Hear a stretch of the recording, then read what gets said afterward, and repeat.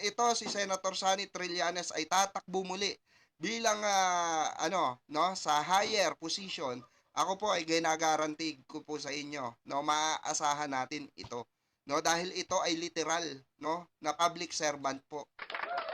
Gangster, you know, we do that better than anybody. I bet you got it twisted, you don't know who to trust. So many player hating niggas trying to sound like us.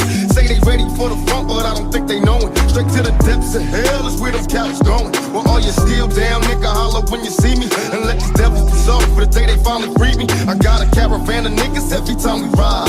Hitting motherfuckers up when we pass by. Until I die, live the life of a boss player. Cause even when I'm high, fuck with me and get crossed later. The Literal na merong alam, literal na merong malasakit sa taong bayan. Hindi lang po niya once ginawa ito, yung pagsisiwalat ng mga korupsyon.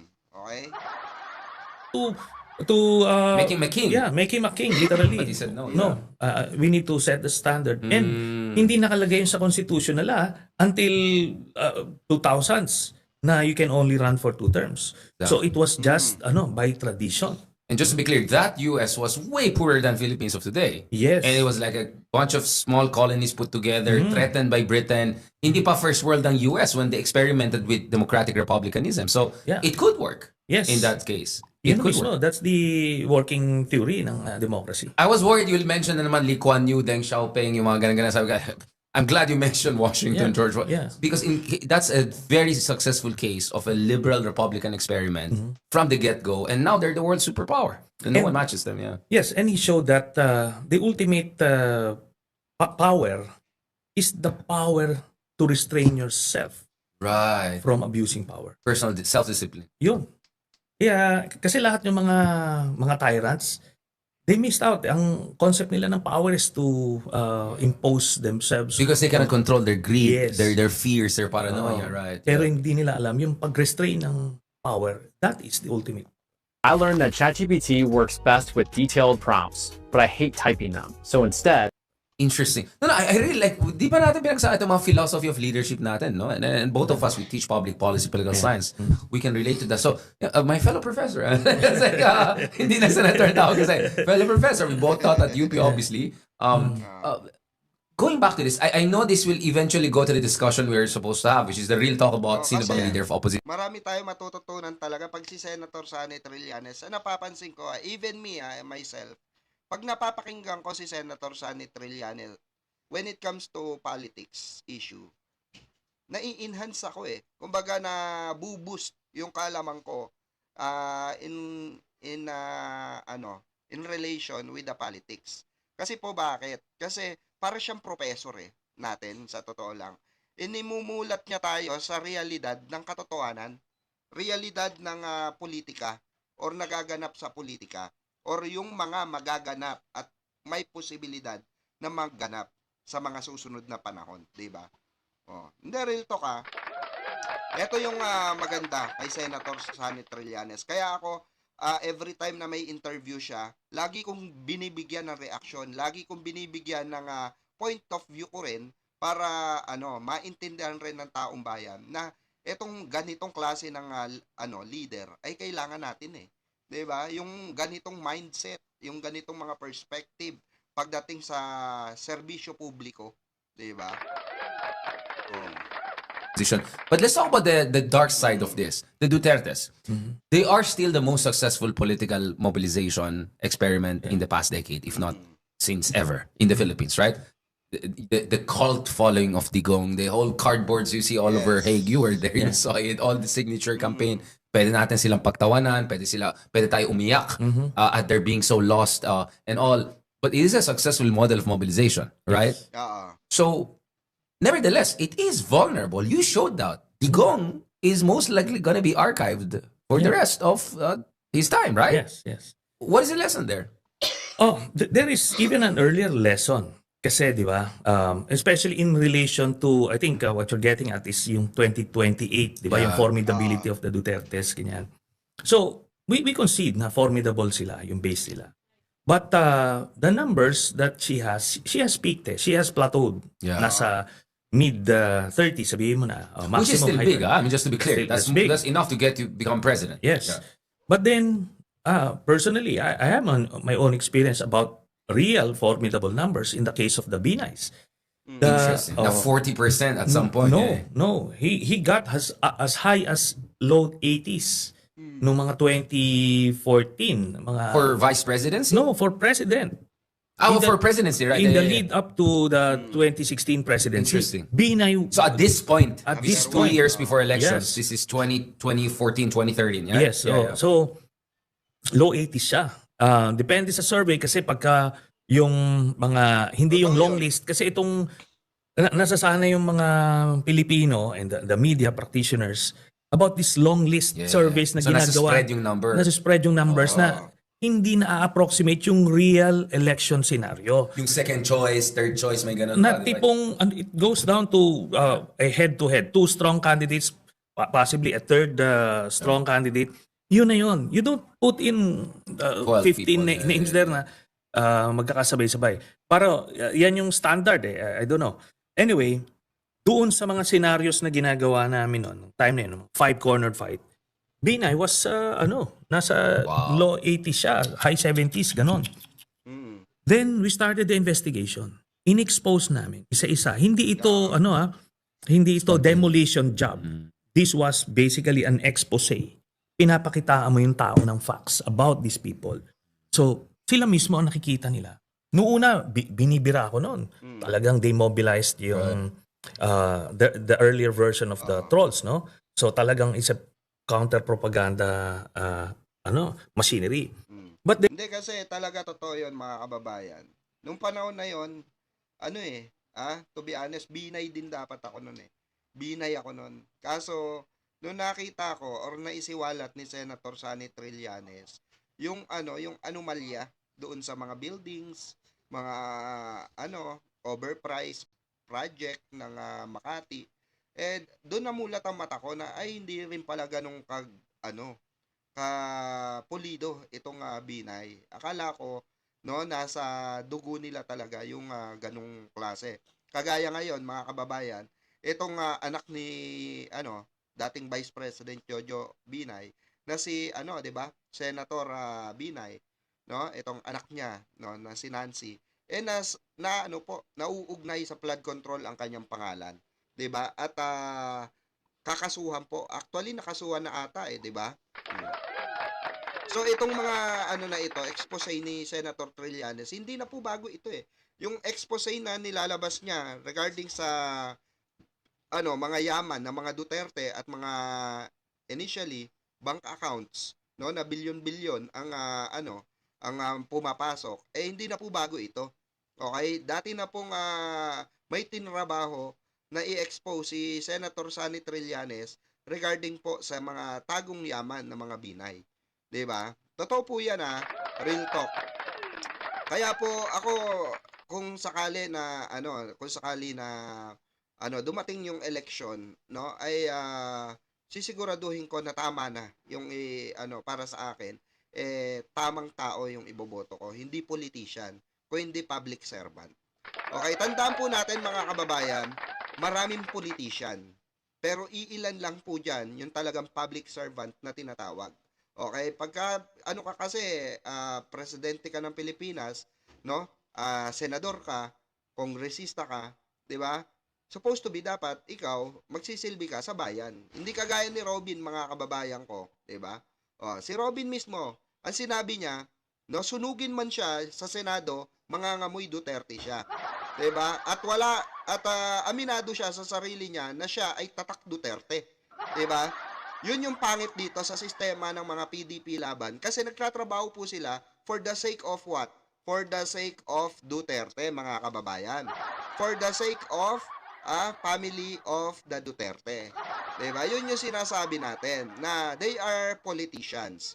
Okay? Nakabatay sila sa ipag-uutos ng kanilang big boss. Okay? Or kung sino ang presidente or namumuno sa kanila. No? Pero ang public servant po is kagaya ni PBBM at ni Senator Sonny Trillanes. 'Di ba? Ayan kagaya nila Senator Risa Hontiveros, 'di ba? Na mga public servant literally na nagpapasa ng batas para mapakinabangan ng taong bayan. At itong mga panukalang batas para sa mahihirap, especially itong mga binigay na trabaho or lupa, no, mga bahay ni President PBBM, yung mga railways, no, na mga pinaayos at pinaganda, 'di ba, ni PBBM. Etong mga ito ang nakikinabang nito ay taong bayan, which is that is the no, that's the highlights ng ng mga kanilang trabaho para sa taong bayan. Yan po yung tinitignan natin so far, 'di ba? Kasi nakakasawa ng magboto ng politiko lang 'di ba? Totoo lang. Yung papogi lang kagaya nila 'di ba, ni alias Pogi, 'di ba? Sila Jinggoy, 'di ba? Jinggoy Bingoy, 'di ba? Mga politician yan, mga kababayan, pero real talk walang nagawa sa bayan yan. Real talk lang, wala nagawa po yan. Then, Pero nakita- hinimatay yung spokesman niya, di ba? Sino? May isang time yung spokesman ni Bina, hinimatay sa press conference. I don't even remember that. I don't know. My newspaper, Philippine Daily Inquirer, did a lot of expose. And then, tinanong sa hinimatay yung spokesman, hindi nila ma-explain. It was so overwhelming. You should watch that. Yeah. You should watch Kasi that. ang naalala kong spokesman niya, si John B. Cremulya, Hindi, yung until babae na bata na parang mabait. until he transferred, ito si John B. Nag-defect, parang hopeless case to. Talagang inano niya, tinalikuran niya. So that speaks about the character of that guy. Anyway, May shade, may yeah. tea pala. On another point, sabi ko nga, sila mismo naka-realize nun. So una, di kayo binabanatan, sinisiraan. But we presented it na tipong, ito yun, you see for yourself, hindi kayo niloloko. Nakita nila. Then, they started turning away from Binay and started looking elsewhere. Interesting. So that was high 70s, low 80s. Ito nasa mid 30s 30s na. Nag-plateau na ito. She's not wala siyang novelty factor. 'Di ba? She's a known quality or lack thereof. So yan na ngayon, that's what you're working with. So may ceiling na siya. May It's ceiling just na a question of how low it will go na from now. Yes. Ngayon, kaya nga kailangan yung mga investigations, the Right. impeachment, itong cases, para makita nyo naman.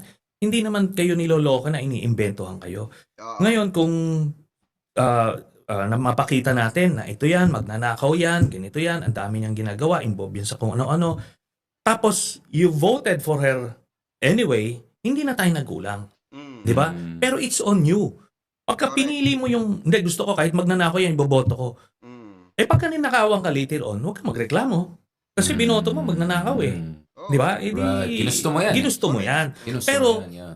sabi ko, teka muna, kahit ganun kasi, madadamay naman tayo na ayaw natin ng magnanakaw Correct. na mamumuno. Kaya, let's do everything we can now para to make sure hindi mangyari yan. Tama.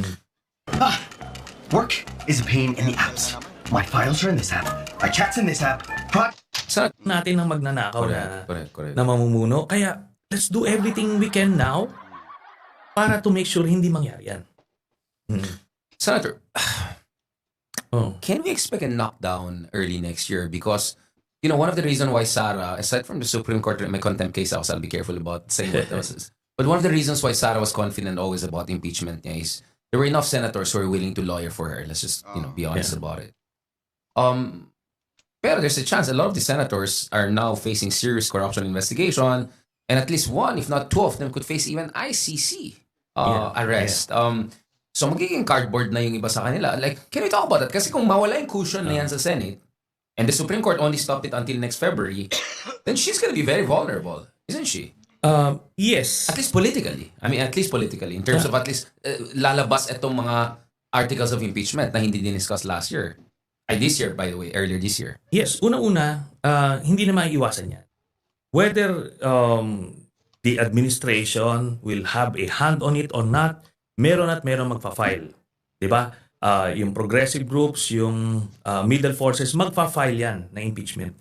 Ngayon, because of the Supreme Court ruling, kailangan magkaroon ng hearing. Correct. So you'll have 60 days of uninterrupted hearings na walang DDS senators na mag-intervene Exactly. to defend Walang her. abogado. Walang mag-abogado sa House ito. Parang quadcom type hearing ito. Correct. So mangyayari yan for at least the next 3 months hanggang Holy Week na naman yan. Then, Doon mo na ngayon makikita kung iaakyat yon, iaakyat sa Senate or not. It will go down to a vote, di ba? O pag umakyat sa Senate, titingnan ngayon yung demeanor ng mga senador. So, pag lumabas yung mga evidence, the people themselves will be the judge. Ngayon, sila, representatives of the people, kailangan magre-reflect yung decision nila dun sa opinion nung taong bayan. Na base doon sa expose na evidence-based. Doon sa Just be evidence. clear, this is not popularity Yeah. contest. And sa trial kasi yun eh. Yeah. Unadulterated. Ito yung kaibahan, no, mga kababayan. I-highlights lang natin bago tayo magtapos. Okay? Kasi isang oras na rin tayo. Ito yung isa sa mga sinasabi natin, mga kababayan, na kailangan tayo factual yung titignan natin. Okay? Yung may mga solid evidence na binibigay or pinapakita sa atin, 'di ba? Sa social media. Hindi lang basta pag meron tayo narinig, that's it. 'Di ba? Ito kasing si Senator Sonny Trillanes, facts-based to eh. 'Di ba? Mga basis nito talagang makakapal. Yung mga ebidensyang nilatag nito, sobrang kakapal. 'Di ba? Ito yung kailangan maging lesson sa atin ng mga viewers din. Itong mga ganitong klase ng public servant.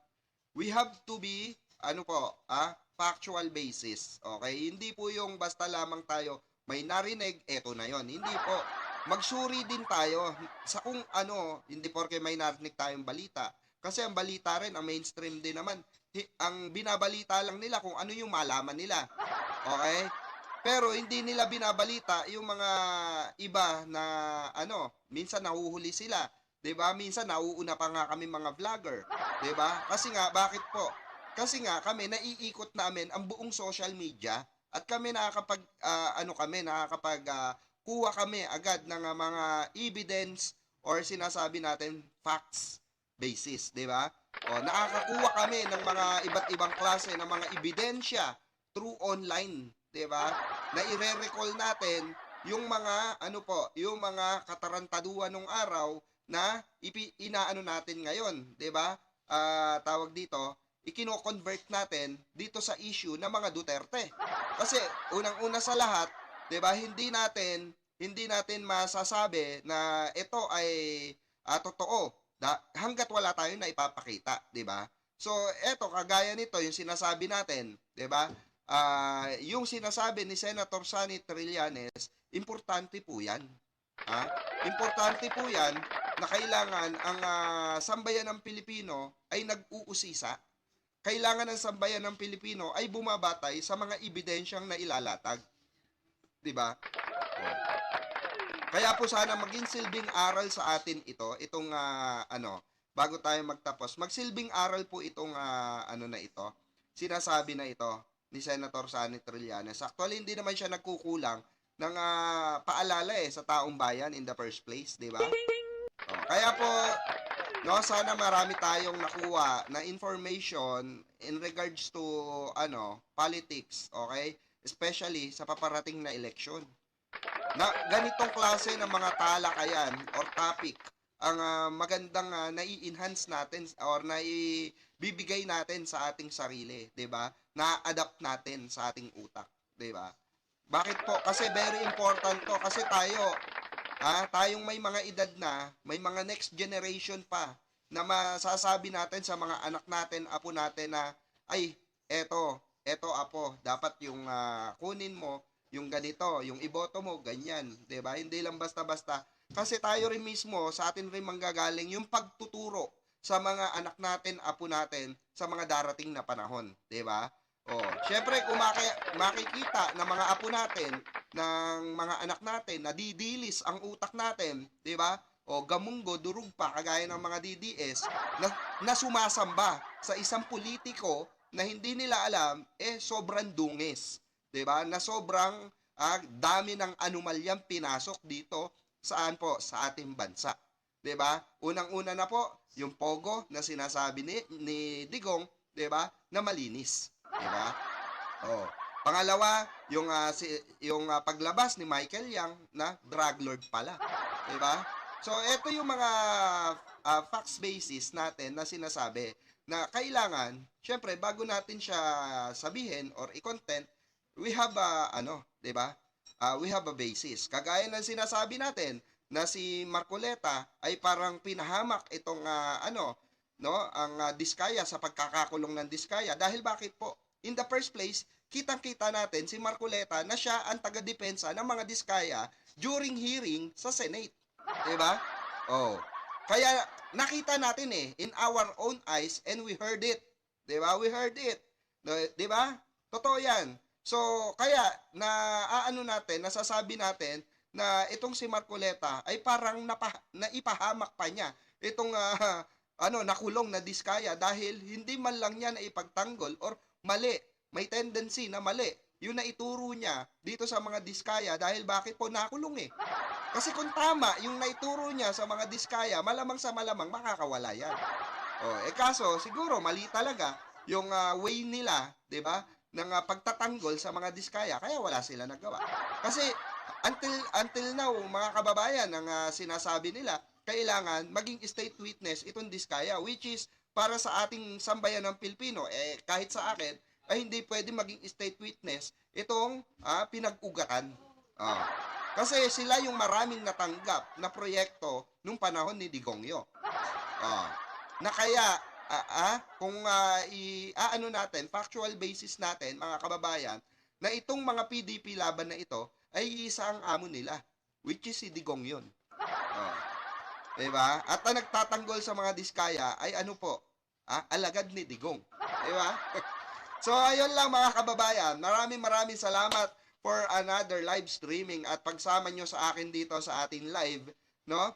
Kaya mga kabenggador, mga kabirador, no? Maraming salamat po sa inyong pakikinig at pag-antabay sa ating mga live streaming. Ayan, pa-like and share kung nagustuhan nyo po itong video natin ngayon, itong live natin ngayon. Napakadami nating natutunan, napakadami nating matututunan sa mga ganitong klase ng usapin when it comes to politics issue. Diba? Kaya maraming salamat po. Ayan, sa lahat po ng ating viewers, 21 million viewers, shoutout po sa inyo. At mabuhay po kayong lahat at magsama-sama po tayo muli bukas at sa mga susunod na araw sa ating mga live streaming at mga upload. Sa mga tumatangkilik po sa ating upload, salamat po. Pa-like and share na rin po. Pa-share po ng ating mga video, no? Ito po muli ang inyong lingkod, Birador Pico at your service. Maraming salamat po at mabuhay po tayong lahat. Mabuhay ang bansang Pilipinas. Gangster, you know, we do that better than anybody. I bet you got it twisted, you don't know who to trust. So many player hating niggas trying to sound like us. Say they ready for the front, but I don't think they know it. Straight to the depths of hell is where them cowards going. Well, all you still down, nigga, holler when you see me. And let these devils dissolve for the day they finally free me. I got a caravan of niggas every time we ride. Hitting motherfuckers up when we pass by. Until I die, live the life of a boss player. Cause even